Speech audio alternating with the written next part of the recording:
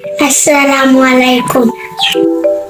मैं हूँ आया मेमन और आप देख रहे हैं मेरा किड्स टीवी।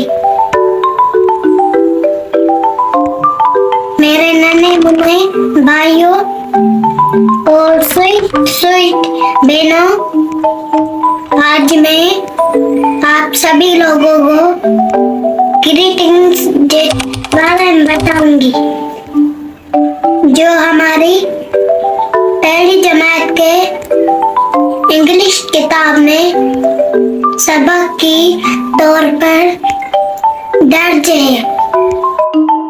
ग्रीटिंग को उर्दू में सलाम या मुबारकबाद कहते हैं। अंग्रेजी में किए जाने वाले सलाम गुड मॉर्निंग, सुबह बखैर